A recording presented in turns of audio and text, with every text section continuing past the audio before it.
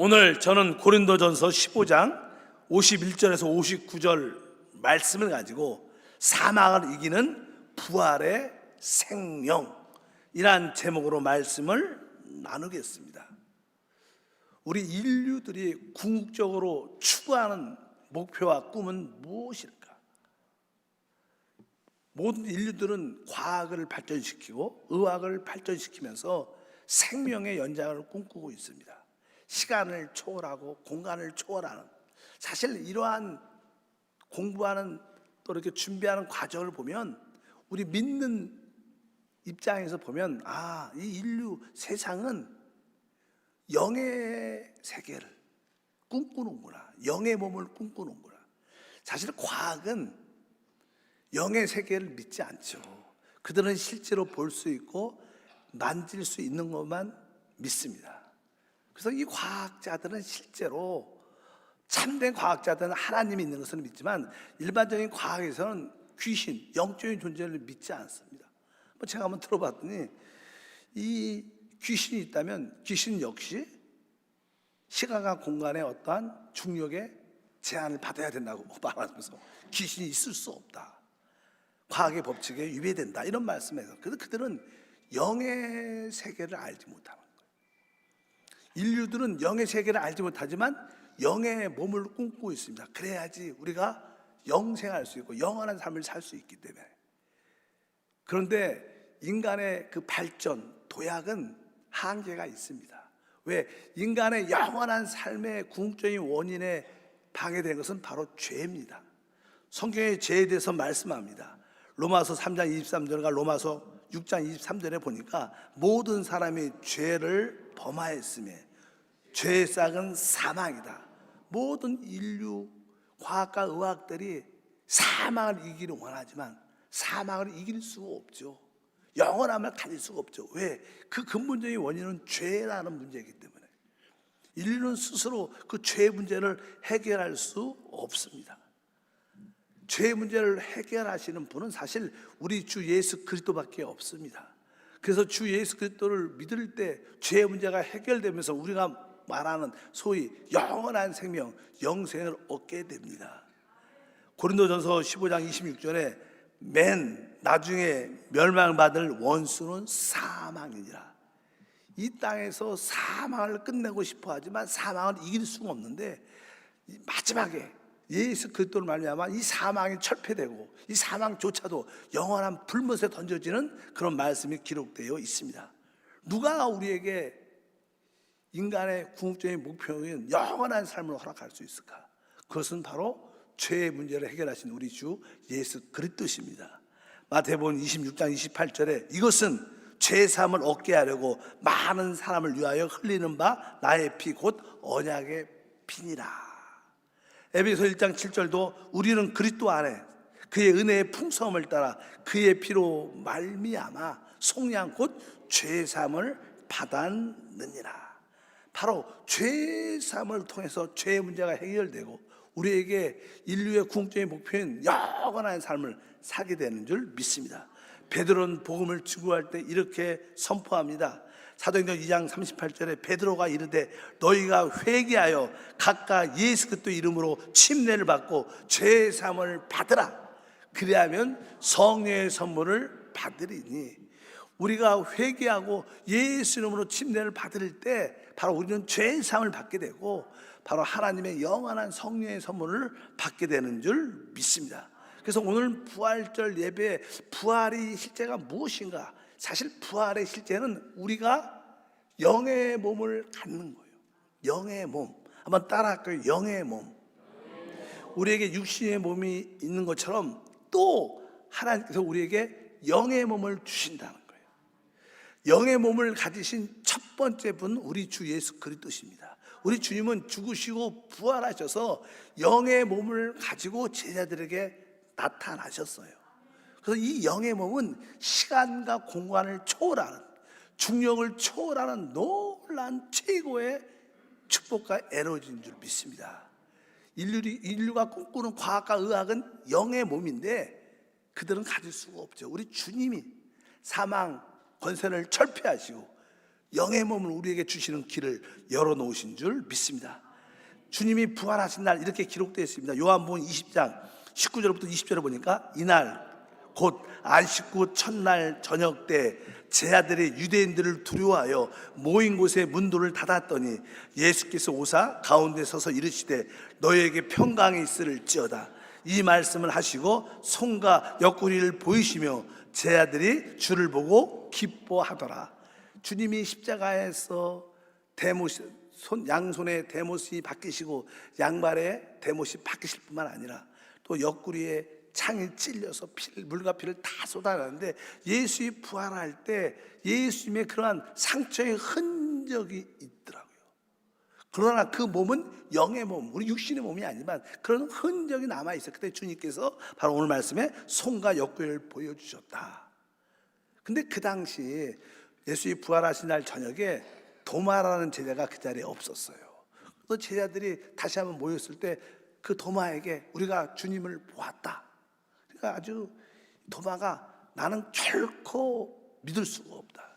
내 손가락으로 주님의 그 구멍난 손과 찔린 그 옆구리를 만져보지 않고 나는 믿을 수가 없다. 막 이렇게 보질 못했으니까, 이해할 수 없으니까 그렇게 고백을 했습니다. 그런데 한 일주일 뒤에 다시 한번 주님이 나타나셔서 제자들에게 이게 말씀을 하셨습니다.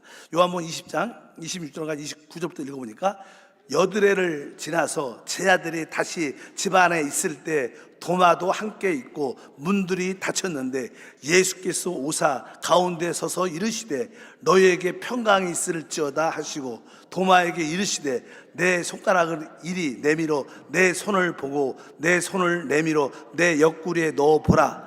그리하여 믿음이 없는 자가 되지 말고 믿는 자가 되라.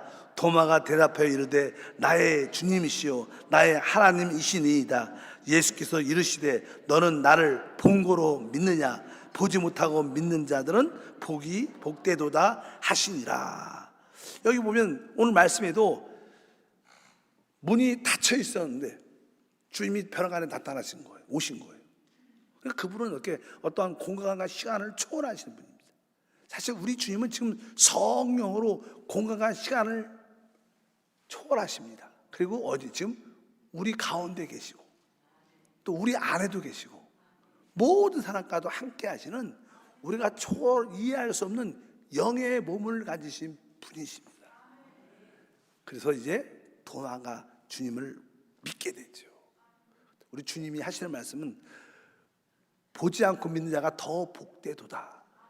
우리 주님은 성령으로 우리와 함께 하시는 줄 믿습니다. 근데 이 부활의 사건은 실제적으로 우리 자연 현상에도 많이 나타납니다. 실제로 주님이 그러한 예시를 많이 보여줬죠. 우리가 어떤 씨앗을 보게 되면 땅에 이렇게 심게 되면 그 씨앗 자체는 작지만 그 씨앗이 땅에 떨어져 죽는 입장이죠. 죽으면 나중에 아름다운 꽃에 아름다운 어떤 꽃을 피고 열매를 맺게 돼요. 꽃씨에 그런 요소가 있지 않지만 그 씨 안에 어떤 형상이 이미 다 포함되어 있다는 거예요. 그런데 그 아름다운 꽃의 현상을 갖기 위해서는 그 꽃씨가 땅에 떨어져 죽어야 된다는 거예요. 죽어야 부활의 역사가 나타난다. 이런 것도 하나의 작은 어떠한 예시들입니다. 우리 주위에는 많은 그런 부활의 요소를 우리가 볼 수 있습니다. 우리가 먹는 이 쌀도 벼도 마찬가지고, 그 당시는 이스라엘 백성들은 밀을 먹으니까, 빵을 먹으니까 하나의 밀알에 대한 비유를 많이 하죠. 우리 주님이 하나의 밀알이 땅에 떨어져 그대로 있으면 아무것도 안 되지만 그 하나의 땅에 떨어져 죽으면 그것이 많은 열매를 맺게 된다. 이것도 하나의 부활의 실제적인 요소를 우리에게 설명합니다. 그래서 고린도전서 15장 36절과 38절에 보니까 어리석은 자여 내가 뿌리는 씨가 죽지 않으면 살아나지 못하겠고 또 내가 뿌리는 것은 장래의 형체를 뿌리는 것이 아니요 다만 밀이나 다른 것의 알맹이 뿐이로되 하나님이 그 뜻대로 그에게 형체를 주시되 각 종자에게 그 형체를 주시느니라. 그러니까 하나의 씨앗들이 땅에 떨어져 죽지만 그 각자의 아름다운 형체를 나타내는데 이것이 하나의 부활을 보여주는 예다. 예수님이 육신의 몸으로 십자가의 죽음을 가졌지만 그분은 또 부활의 몸을 가지고 우리 가운데 나타나신 줄 믿습니다. 그래서 이 부활의 정의는 무엇인가? 실제로 부활이라는 것은 바로 육신의 몸에서 영의 몸으로 변화를 갖는 것을 실제로 의미합니다. 영의 몸을 가질 때 우리는 실제로 시간과 공간을 초월하는 영원한 삶을 살게 될 줄 믿습니다. 그래서 우리 한번 고린도전서 15장 42절과 44절에 한번 우리 개정판과 또 킹 제임스 흠정역에 대해서 번역을 한번 보게 되면 이렇게 써 있습니다. 죽은 자들의 부활도 그와 같으니 썩을 것으로 신고 썩지 아니할 것으로 다시 살아나며 육의 몸으로 신고 신령한 몸으로 다시 살아나나니 육의 몸이 있은즉 또 영의 몸이 있느니라. 여기 보면 육의 몸 또 영의 몸 이런 표현들이 쭉 기록되어 있습니다. 그 흠정역에 보니까 이렇게 써 있습니다. 다시 한번 죽은 자들의 부활도 이와 같으리라. 그것은 썩은 것 가운데 뿌려지고 썩지 않은 것 가운데 일으켜지며 본성에 속한 몸으로 뿌려지고 영에 속한 몸으로 일으켜지나니 본성에 속한 몸이 있고 영에 속한 몸도 있느니라. 사실 여기 처음에는 육의 몸, 신령한 몸 이렇게 번역을 했지만 같은 의미죠. 그 육의 몸이 무엇인가? 그 육의 몸을 설명할 때 뒤에 보니까 본성에 속한 몸, 영에 속한 몸 이런 뜻을 파냐. 그러니까 사실 우리의 이 육신은 사실 우리 본성의 우리 혼이 우리 인격이니까 혼의 지배를 받는 우리 몸을 가지고 있습니다. 우리는 혼의 지배를 받는 몸을 가지고 있죠. 그동안 구원받기 전에 다 우리는 다 혼의 지배를 받는 몸을 갖고 있었는데 그것을 성경에서 여기 보니까 육의 몸이라고 표현합니다. 그러나 우리가 성령으로 거듭나게 되면 이제 영의 지배를 받는 몸을 갖게 된다는 거예요. 영의 지배를 갖는 몸, 그것을 성경에서 영의 몸이라고 여기 말씀한 줄 믿습니다. 그래서 우리 안에는 두 가지의 몸이 있어요. 땅에 속한 형상이 있고 또 하늘에 속한 형상의 몸이 우리 안에 있습니다. 땅에 속한 육신의 몸도 있고 하늘에 속한 영의 몸이 있는 줄 믿습니다. 근데 우리에 있는 이 육신의 몸이 땅에 떨어져 심겨지면 우리가 주님이 다시 오실 때 우리에게 부활의 몸을 갖게 된다. 부활의 몸.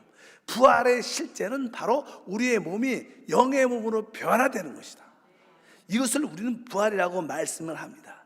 영의 몸을 갖는 거죠. 근데 우리가 성경에 보면 요한복음에 죽은 지 4일 된 나사로가 우리 주님이 그를 살리십니다. 그가 살아났지만 그는 부활의 몸은 갖지 않았어요. 왜? 부활의 몸을 갖지 않으면 가졌다면 그는 다시는 죽지 않을 겁니다. 근데 그는 다시 또 죽었죠. 나중에 그거는 그냥 죽음에서 일으켜진 것이지 부활의 몸을 가진 것은 다른 겁니다.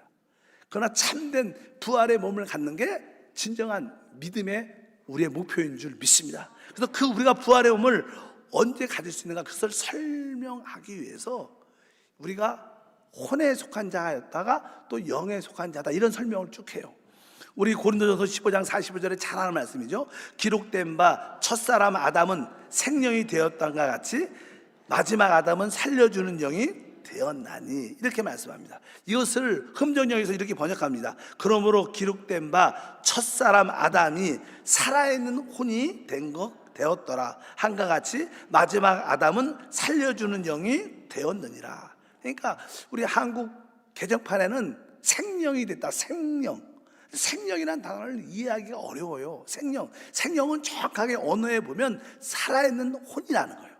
아담은 살아있는 혼으로서의 몸을 갖고 있었어요.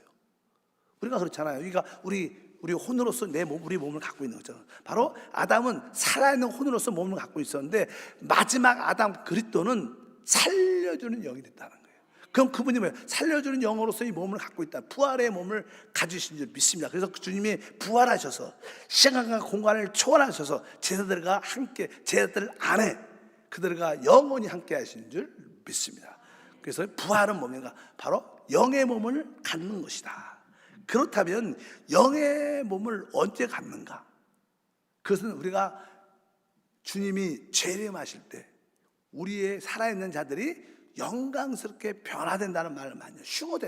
휴거된다는 뜻은요, 정확하게 영의 몸으로 변화되는 것을 의미합니다. 영의 몸으로. 바로 휴거된다는 건 우리가 그 순간에 한순간에 영의 몸으로 변화돼서 주님과 함께하는 영원한 삶을 시작되는 줄 믿습니다. 그래서 고린도전서 15장 52절과 53절에 그런 표현을 하죠. 어느 때 읽어보니까 낫발 소리가 나매 죽은 자들이 썩지 아니할 것으로 다시 살아나고 우리도 변화되리라.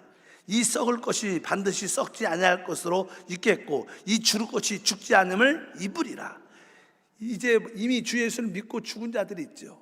그들은 하나님의 낙원에서 부활의 몸을 기다리고 대기 중입니다. 주님이 재림하실 때 먼저 죽은 자들이 부활의 영의 몸을 갖고 이뤘습니다. 우리가 만약에 살아있다면 우리도 바로 영의 몸으로 변화돼서 주님을 만나게 된다는 거예요. 그러니까 하나님의 구원의 최종적인 완성은 우리 영이 구원받고 우리의 혼도 지금 새롭게 변화되어 가고 있고 마지막 우리 이 육신이 영의 몸으로 변화되는 것을 의미해요. 그래서 우리가 휴거라고 그것이 바로 구원의 완성인 줄 믿습니다. 그래서 부활의 실제는 무엇인가? 우리가 영의 몸을 누리는 겁니다.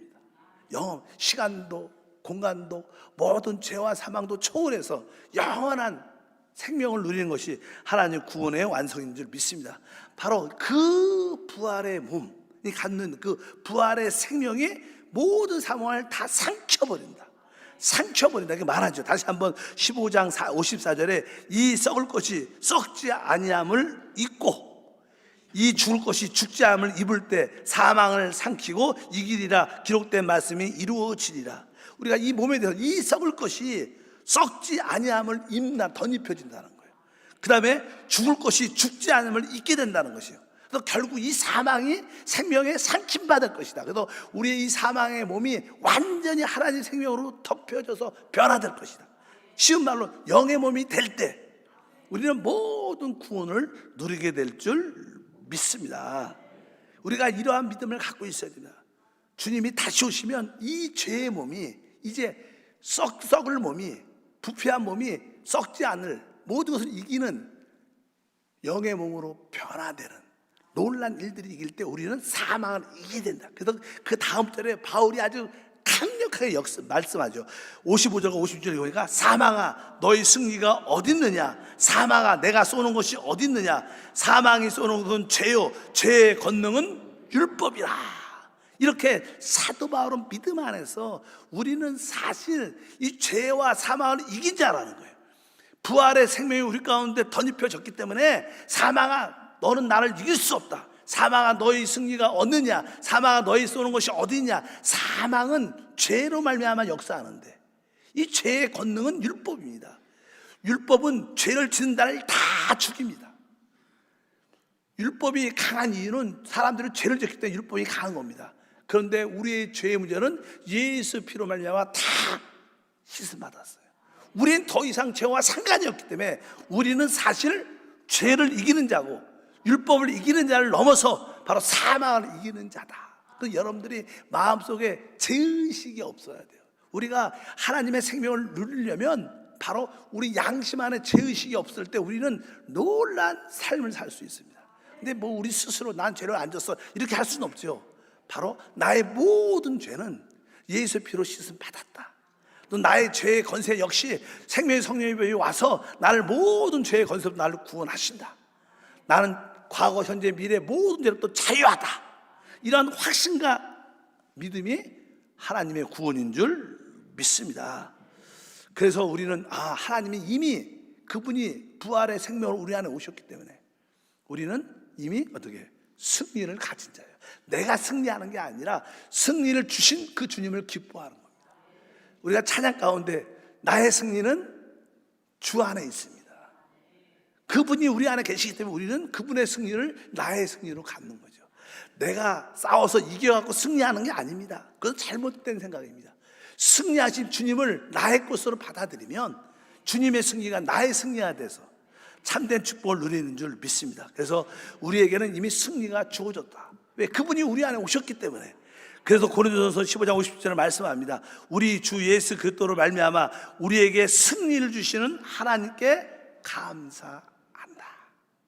그분 우리 안에서 그분의 승리를 날마다 우리에게 공급하시기 때문에 우리가 그 승리를 누리는 줄 믿습니다. 그래서 우리는 하나님께 승리를 주신 주님께 감사한다. 이것이 참된 믿음입니다. 우리는 이기려고 승리하려고 싸우는 게 아니라 주님의 승리를 기뻐하고 주님의 승리를 나의 것으로 받아들일 때 우리는 그것을 체험하고 누리게 될 것이다. 그러면서 주님이 말씀하십니다. 마지막 항목에 58절 이렇게 말하죠. 그러므로 내 사랑하는 형제들아, 견실하며 흔들리지 말고 항상 주일에 더욱 힘쓰는 자들이 되라. 이는 너희의 수고가 주 안에서 헛되지 않는 줄 알미라. 그러니까 우리 주님이 다시 한번 바울도서 말씀하냐, 견실하고 흔들리지 말라. 너에게 부활의 생명이 있다는 거예요. 부활의 생명인 성령이 우리 안에 계시다는 거예요. 여러분, 부활의 생명은 바로 성령이 실제입니다. 성령이 바로 부활의 생명인 줄 믿습니다. 그 성령이 우리와 함께 영원히 함께하기 때문에 바로 우리는 더 이상 흔들릴 필요가 없다는 거예요. 우리는 견실한 믿음을 가지고 항상 기쁨으로 나는 죄와 사망의 원수를 이긴 자다. 주님을 위해서 충성하면 그 우리의 모든 수고가 다 이루어진다는 겁니다. 여러분들이 영 안에서 믿음 안에서 주님께 수고할 때 그 모든 수고가 하나님께 다 기억되는 줄 믿습니다. 여러분들이 교회에서 드리는 예배, 또 드리는 봉사, 또 우리가 어제는 우리 CTX에서 행하는 부활절 퍼레이드를 많은 130-40명 정도가 참석해서 은혜를 누렸죠. 그것을 위해서 시간도 투자하고 물질도 투자하고 수고와 시간을 많이 드렸는데, 바로 이렇게 우리가 수고한 모든 것이 주 안에서 헛되지 않는 알라는 거예요. 왜? 우리 안에 부활의 주님 안에서 이루어진 일이기 때문에 그 일은 영원한 겁니다. 여러분들이 아무리 세상에 나가서 수고하고 열심히 하고 구제 선한 일을 해도 주님과 상관이 없는 일이에요. 오직 믿음 안에서, 교회 안에서, 영 안에서 주님을 위해서 한 것만이 영원히 기억되고 헛되지 않는 축복인 줄 믿습니다. 그래서 이 부활절은 무엇을 기념하는가? 바로 부활의 실제가 생명의 능력인데, 그 생명의 실제는 성령 안에 있어요. 그래서 우리 안에 오신 성령이 사실 부활의 영인 줄 믿습니다. 그래서 우리는 우리 안에 계신 그 성령을 더욱 사모하고 더욱 누리고 더욱 성령을 호흡하고 마시고 먹을 때 우리는 부활의 예배를 드리는 것이다. 그래서 우리에게는 사실 날마다 매일매일이 부활이에요. 부활의 영을 늘 호흡하고 마시고 주님을 섬기기 때문에 오늘도 내일도 우리에게는 날마다 부활의 날인 줄 믿습니다. 저는 개인적으로 별로 이렇게 어떤 교회 절기에 대해서 그렇게 예민하지 않아요. 뭐 종교적인 사람들은 거기에 관심이 많지만, 왜? 우리는 날마다 십자가를 지고 살고 날마다 우리는 부활의 능력을 가지고 사는 거예요. 우리의 매일매일이 십자가의 죽음이고 매일매일 부활의 능력이에요. 그것이 참된 신앙생활의 핵심인 줄 믿습니다. 그럼 우리 주님은 부활하셔서 부활의 생명으로 이미 우리 가운데 오셨어요. 우리는 주님이 오시는 그날까지, 우리 몸이 완전히 부활의 체험을 가질 때까지, 영의 몸이 될 때까지 우리는 그 부활의 축복을 맛볼 수 있는 거예요. 어떻게 맛보느냐? 이 사람은 세 가지로 구성되어 있습니다. 첫 번째는 영과 혼과 이 몸으로 되어 있어요. 그러니까 우리 영이 부활의 능력을 누리는 길을 알아야 돼요. 우리의 혼이 부활의 능력을 누리는 길을 알아야 돼요. 우리의 병든 몸이 부활의 능력을 누리는 길을 알아야 됩니다. 우리 제일 먼저 영은 어떻게 부활의 능력을 누릴 수 있는가? 로마서 8장 10절에 기록되어 있습니다. 또 그리스도께서 너희 안에 계시면 몸은 죄로 말미암아 죽은 것이나 영은 의로 말미암아 살아있는 것이니라. 여기 보면 따라할까요? 영은 의로 말미암아 살아있는 것이니라. 아까 말씀드렸습니다. 부활하신 주님의 실제는 생명인데 부활의 생명은 조회입니다. 조회가 부활의 실제입니다. 근데 여기에 영은 의로 말미암아 살아있는 것이다. 살아있는 것이라는 뜻은 뭐냐면 조회란다. 조회. 그러니까 영은 의로 말미암아 조회라는 거예요. 그러니까 그것은 뭐예요? 부활의 생명을 누리는 겁니다. 우리의 영은 의로 말미암아 조회가 돼요. 의가 뭡니까? 내 안에 계신 그리스도가 나의 의시다. 여러분, 이 고백을 날마다 해야 돼요. 그래야지 우리 속사람이 강건해지시고 믿음이 너무 충만해져. 자그만 나의 행한 내 자신을 바라보면 우리는 의를 갖지 못합니다. 가질 때도 있지만 대부분 의를 갖지 못할 때가 훨씬 많습니다. 그러나 영은 의로 말미암아 조회입니다. 이 의미는 정확하게 내 안에 계신 그리스도가 나의 의가 되신다. 나는 나의 행함이 나의 의가 아니고, 나의 선함이 나의 의가 아니라 내 안에 계신 그리스도가 나의 의시다. 내 안에 계신 그리스도가 나의 의시다. 그럴 때 여러분들은 그 부활의 생명을 누린다는 거예요. 여러분, 부활의 생명을 누리기를 원하십니까? 속사람에 강건하기를 원하십니까? 그러면 여러분들은 고백해야 됩니다. 내 안에 계신 그리스도가 나의 오직 의가 되신다. 주님이 나의 의십니다. 주님이 나의 의십니다. 이렇게 선포하면 여러분 안이 불타서 뜨거운 믿음 가운데 모두 이기는 믿음의 생활이 될 줄 믿습니다. 우리의 영도 부활의 생명을 누려야 되고, 또 우리 자신, 혼이 있죠. 우리의 혼의 주된 부분은 생각, 감정, 의지인데 그 중에 대부분은 생각에 달려 있어요. 그러니까 우리의 생각이 부활의 능력을 체험해야 돼요. 아주 어떻게 생각합니까? 생각을 어떻게 해야지 부활의 능력을 체험할 수 있는가? 우리가 로마서에 기록되어 있습니다. 다 같이 5절과 6절에 육신을 따른 자는 육신의 일을, 영을 따른 자는 영의 일을 생각하나니 육신의 생각은 사망이요 영의 생각은 생명과 평안이라. 여기 뒷구절 6절에 영의 생각은 생명이라는 단어가 조회라는 단어예요. 이 부활의 생명을 누린다는 단어. 어떻게 부활의 생명을 누릴 수 있는가? 영의 생각을 가져야 부활의 생명과 평안을 누린다는 거예요. 근데 사실 영의 생각이라는 뜻은 쉬운 말로 생각을 영에 두면 이 뜻이에요. 보통 영의 생각 이거 사실 간단한 단어지만 이해하기가 쉽지 않아요. 영의 생각이 뭐지? 영의 생각, 이것은 생각을 영 안에 두면, 우리 거듭난 영 안에 생각을 둘 때 우리는 뭐예요? 부활의 생명을 누리는 거예요. 생각을 영 안에 두기 위해서 앞에 영의 일을 생각을 하는 거죠. 영의 일을 계속 생각하다 보면 여러분들의 계속 여러분 생각 속에 영의 일을 계속 생각하다 보면 결국 나중에 영의 일만 생각을 계속 하다 보니까 생각 자체가 영이 되고 생각 자체가 영 안에 있게 되죠.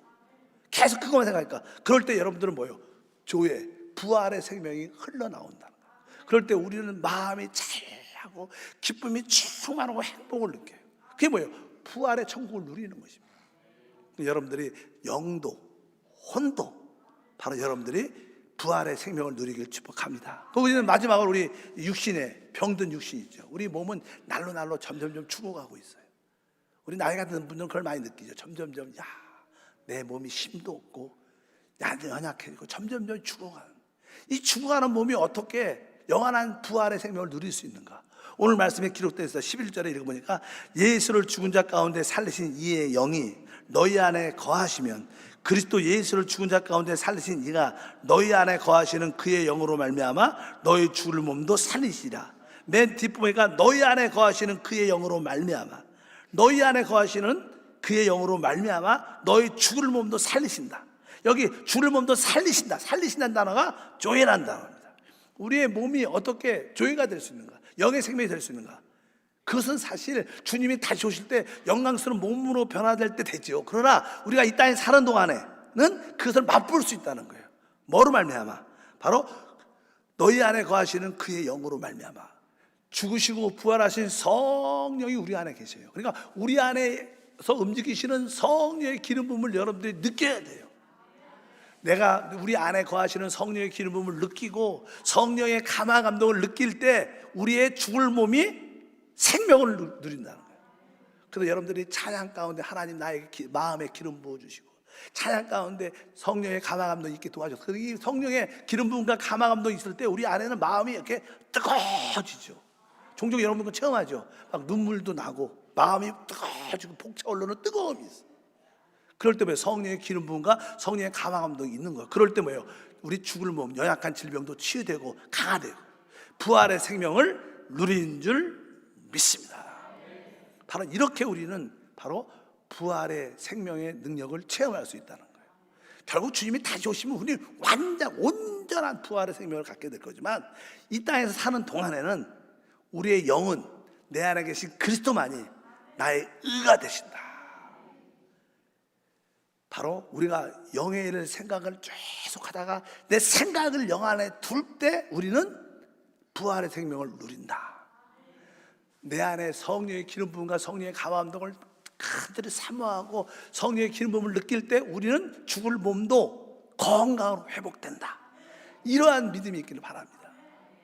우리는 하루에 3번 식사를 합니다. 아침에 식사하고 또 점심 되면 또 식사하고 저녁에 또 식사합니다. 그런 것처럼 여러분도 하루에 적어도 3번은 영적인 식사가 있어야 돼요. 영적인 식사가 무엇입니까? 영을 위해서, 혼을 위해서, 우리 육신을 위해서. 내 영은 바로 내 안에 계신 그리스도를 말미암아 나에게 생명이 된다. 이것을 자꾸만 고백하고 말씀을 먹어야 돼. 이 말씀은, 이 3가지 말씀은 진짜 영혼이 잘 되고 범사가 잘 되고 강건한 축복의 핵심적인 길이에요. 다른 길이 없습니다. 그래서 식사하기 전에 이 3가지 말씀을, 나의 영은 내 안에 계신 그리스도를 말미암아 조회다. 내 생각은 바로 내가 생각을 영 안에 둘 때 조회다.